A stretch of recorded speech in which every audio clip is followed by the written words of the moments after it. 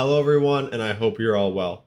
My name is Tanner Dagenais, and I'm the host of Self-Sabotage Solutions. On this podcast, it's my opportunity and my pleasure to be able to share everything I know about self-sabotage so that you can overcome self-sabotage in your life. And so today I'll be talking about something that is very important when we're trying to overcome self-sabotage. It's taking a look at what identities we're assigning to ourselves. What is the way we identify, as within society? So, and we'll go into that in just a second here. But, you know, how we identify ourselves has a direct impact on self sabotage. For instance, if we have a goal of doing one thing, like maybe eating healthy, and we identify as someone who is unhealthy, who loves junk food, then it's going to be very hard for us to make that change because that is who we are. That's what we identify as. We're going to have that interaction, right?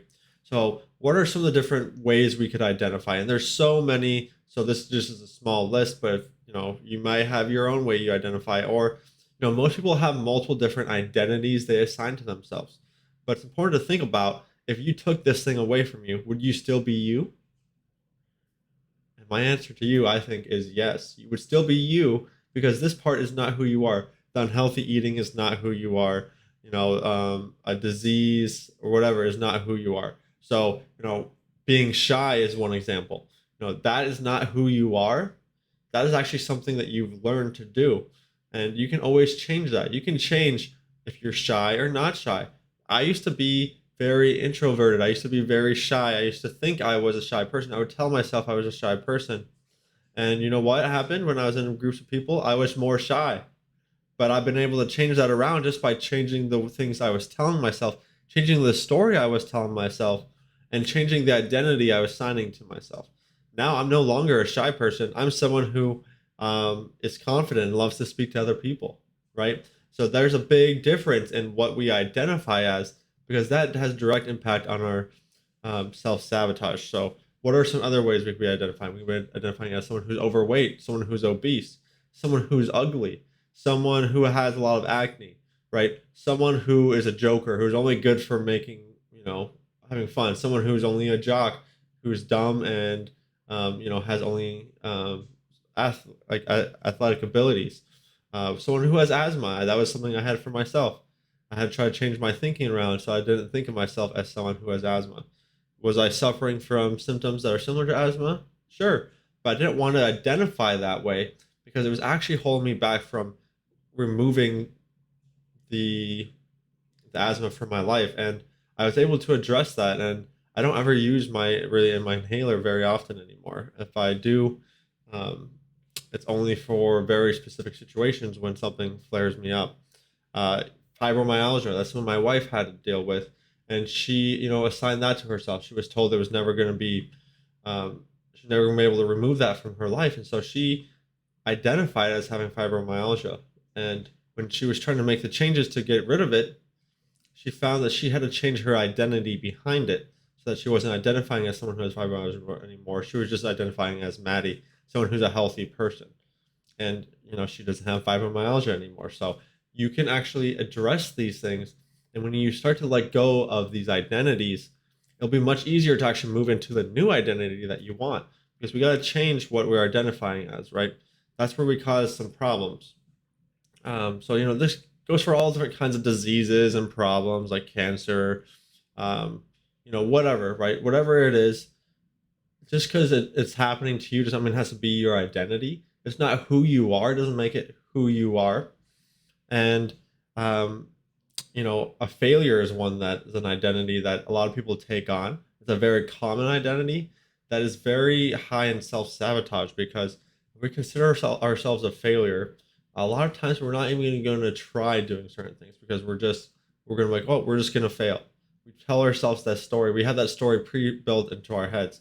That's what a lot of these identities come with, is stories that we're telling ourselves. Stories that we're telling ourselves we can't do something because we have this identity. We can't be like other people because we have this. We can't do this thing the way we want to because we have this failure identity. We can't do this because we have asthma. We can't do this because we're overweight. We can't go talk to other people because we're shy. And it also goes with like addiction. So, many people tell themselves they're an alcoholic. That phrase, telling themselves they're an alcoholic it's going to be so hard to be able to make the change because alcoholics, they struggle with drinking out with not drinking alcohol, right? So if you're trying to give up the alcohol and you're identifying as someone who's an alcoholic who depends on alcohol and who will do anything to get alcohol, then you're not going to be able to give it up. You got to start identifying as someone who doesn't drink alcohol. A lot of it has to do with changing the way we're talking about things, so as well. So, let's say we're trying to give up something like maybe like alcohol or like smoking cigarettes, right? And instead of saying, "Oh, I'm trying not to drink alcohol, I'm trying not to smoke a cigarette," what you're really telling yourself then is that you want to do it, but you're trying not to do it, right? And that's gonna be going into your head like, "Hey, we are a smoker, we are a alcoholic, and we're trying not to do what we're supposed to do. We got to go do it." And this is your part of your mind, the subconscious that wants to be um, go. It likes to stay with the familiar, and that familiar is that identity that you set up with. So if you're trying to become a non-alcoholic or someone who doesn't drink alcohol or someone who doesn't smoke cigarettes, and you have that identity still built up, that's where you're going to encounter that self-sabotage, right? So we can start addressing this by just changing the words that we're using, by changing the story we're telling ourselves. So instead of telling ourselves, "I'm trying not to drink, I'm trying not to smoke," we just say, "I don't smoke. I don't smoke cigarettes. I don't drink alcohol," right? That's a completely different thing that we're telling ourselves there. We're telling ourselves, "I'm not someone who does this." You're changing your identity by changing the way you're speaking, right? And that's what's awesome. That's what's powerful about it is that you can do these things without buying anything. You can do these things right now with exactly what you have just by changing your thinking. As a conscious individual, you can use your conscious thoughts and the verbiage you're using throughout the day to change it. So when someone asks you if you want to drink and you're trying to give up alcohol, if someone asks you if you want to go out to eat junk food, someone asks you if you want to go smoke a cigarette and you're not doing those things anymore, or you're trying not to do them, you're trying to give them up, well, then tell yourself, "I don't do them." Don't say, "I'm trying not to." Don't tell yourself, I'm not supposed to, right? I'm giving up alcohol. I'm not supposed to be drinking. Well, telling yourself that is kind of giving yourself an out in a way, and it's kind of saying that you are an alcoholic. You want to still do it. It's implying that you want to still be doing that thing, right? And that is really because a lot of it is that you have that belief. You have a belief that you identify a certain way. You have, "Oh, I am. This is Tanner. He is and this is just an example.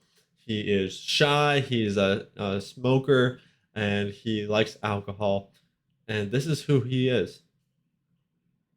And then he tries to make those changes. I try to make those changes. "Oh, I want to stop smoking. I want to stop drinking alcohol. I want to start being more friends with people." And you go to reach out to someone, and that shyness kicks in, and you're like, "Well, I'm shy. I don't want to go talk in front of all those people." When you're in the moment of it, right? So this is how it can happen. This is how it can actually influence your life, and we all know how this can impact us, right? Like if you want to start eating healthier, if you like, for any of your goals, they're goals because you don't haven't done them yet, and a lot of these identities are actually counteractive to what our goals are. If we are unhealthy, if we're overweight, and we're wanting to be healthier, we want to lose that weight. If we have an identity as someone who's obese, if all of our family members are obese, if a lot of our friends are obese as well, then we identify as someone who's obese within an obese tribe, an obese group, a society of obese people, which is a lot of really what a lot of our society is right now. Is a lot of us are overweight and diseased and addicted and depressed. So it's easier for us to do it, and a lot of the stuff is it's almost celebrated in a way. I don't know how to really explain it, but it's almost celebrated. People are almost put on a pedestal. They get a lot more attention when they're sick or diseased or depressed. And I think those people deserve good attention and love and respect, but everyone respect deserves that same attention, no matter if you are sick, diseased, depressed, addicted, or whatever. Right?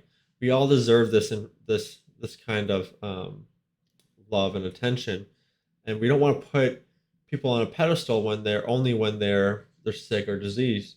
because it's going to make their minds associate that with, hey, when I'm sick or diseased, I get more attention. And then you get the people who, like, there's been many examples of this that I've heard of people who had cancer, right? And before that, they didn't have like any friends, they didn't have any love, they were ignored by a lot of their family members. When they got that cancer, and then maybe their family, and when they got that cancer, everyone started giving them attention, everyone started giving them the love.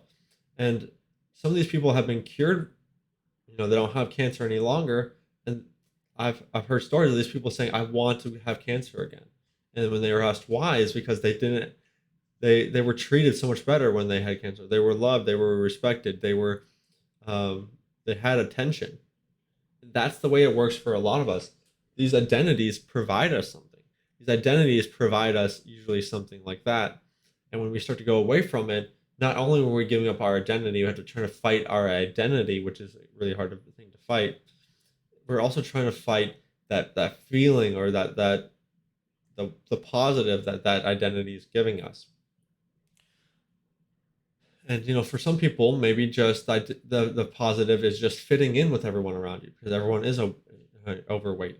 What happens if you lose all your weight and you're in a group of overweight people, and you're no longer eating that junk food? You're no longer abusing your body, and maybe you go to family gatherings or group, hang out with friends, and they're all eating that junk food. They're all doing all this stuff.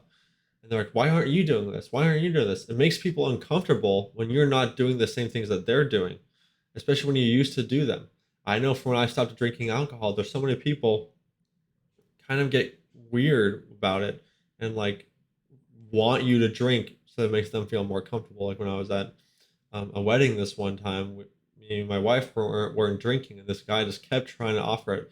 We told him no at least probably 20 plus times, and he just kept trying to offer it. He even ordered us some drinks, and we said no.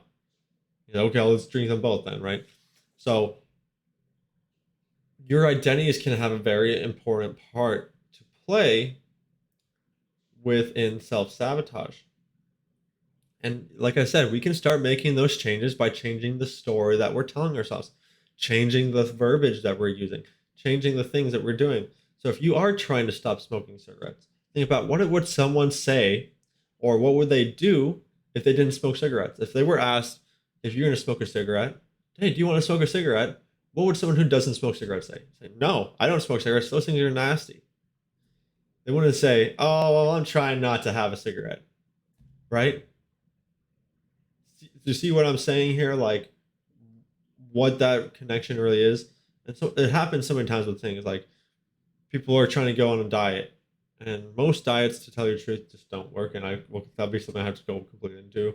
But so many people, the reason why is just because like they need to be long-term kind of things. Like a diet for a short period is not going to actually change your health, because you're going to go right back to the old thing that you were doing. That's kind of the self-sabotage. You go forward a couple steps, and then you move back right back to where you were. 2 steps forward, 2 steps back, or 1 step forward, 2 steps back. Sometimes you go farther back than where you were. So changing the way we're thinking about things, and changing our identities, and changing the story we're telling ourselves can all these things can leave us into a spot where we're able to start actually changing our life for something better, right? We can start changing that. And so a big part of that is actually doing all the work that you need to do to change your identity, and focusing on when you're telling yourself things that makes it seem like you have that identity, or the way you're saying certain things is that alluding to your identity. So like the way I was talking about, instead of saying I'm trying not to drink, I'm trying not to eat this junk food, saying I don't do that, that's not who I am. Make a new identity for yourself. Use your verbiage to create a new identity for yourself. And that's what you can always do. Whenever you're going down and making, a individual action, and these small actions that you make throughout the day, those are what ends up changing your life. It's not like just like one big action and all of a sudden your life's changed, right? It's a bunch of small little steps, bunch of little small consistent steps every single day, every day throughout the week, every day throughout the year, that's changing your life. You can't just work out for one time and then be done. You have to work out consistently if you want to become muscular or become stronger or become or lose weight, right? You can't just eat healthy every other day. You can't just eat healthy once per week and then expect to be healthy. So you got to start to focus on those little small tasks, and every time you're about to take an action, think about, is this going to bring me towards that life that I want? Is this going to make me identify as the sick person or the healthy person? What would a healthy person do in this instance? What would a sick person do in this instance? And then decide which way you're going to take based on that, right? So if you are trying to decide what you're going to be eating and the differences between like McDonald's, Burger King, um, or making your own food at home, or maybe Subway or Chipotle, or maybe some kind of organic place, right? What what are you thinking about? What is your determining factor? Is it that because, oh, this is going to be cheaper, this is going to be um, easier to get, so we're going to go with like McDonald's or Subway? Oh, Subway's kind of healthier than McDonald's, so that must be okay, right? Would a healthy person eat at Subway or McDonald's or Burger King or any of these places?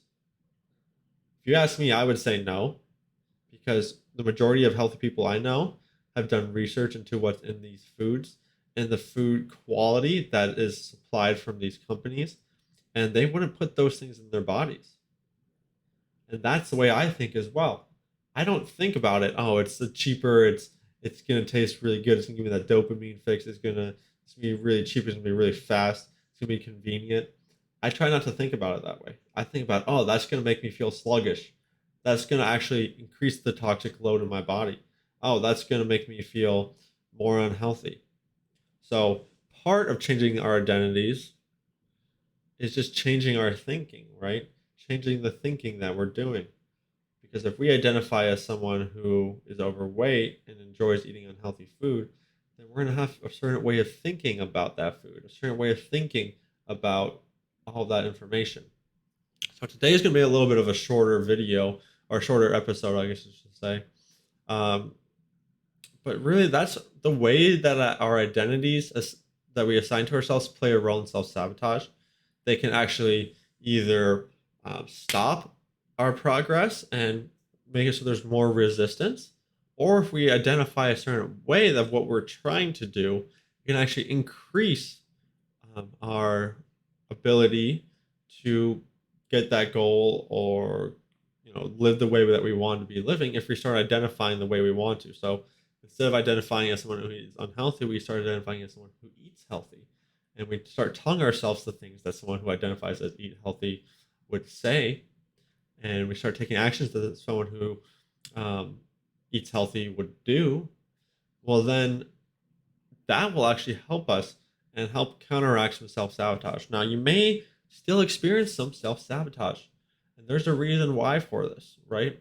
The reason why for this is that the part of your mind, the subconscious, and this part of your mind loves the familiar. It is drawn to the familiar because in the subconscious mind's um, well, the subconscious mind considers what's familiar as something safe, and its main job is to try to keep us safe.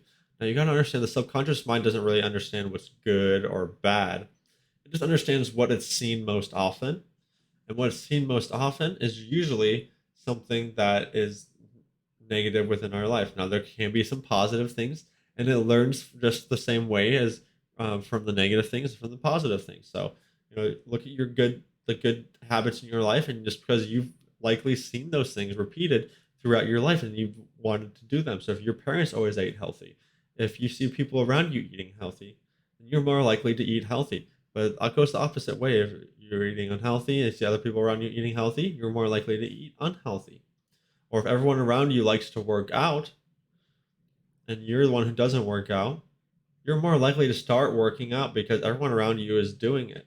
And this kind of plays into like what peer pressure is and things like that. But we won't go too far into that right now because it's really we wanted to focus on identities. So we're gonna start to change that. And was one other thing I want to kind of talk about with identities is that sometimes our identities play into a bigger, like we're part of a group. I didn't really mention that at the beginning, but you know, we identify as this group of people. We identify as this kind of thing. And humans love to be in groups. And we are tribal people. We like to form different groups, different cliques. We like to form our groups and have our group, a friend group. We have the groups that we assign ourselves maybe to, like a sports team. That's why so many people get so interested in sports, because you can join a group and have lots of people from, maybe you would never have even met or known, and then you guys can all get connect over something like a sports team. We are all part of the Denver Broncos fan club. We all love them, right? And then that is your identity. That is your group. So there's many different forms of identities. Some of them might not have a negative effect on us. Some of them might. So it's important you start to think about, how may your identities that you're assigning to yourself, how are they having an effect on your life?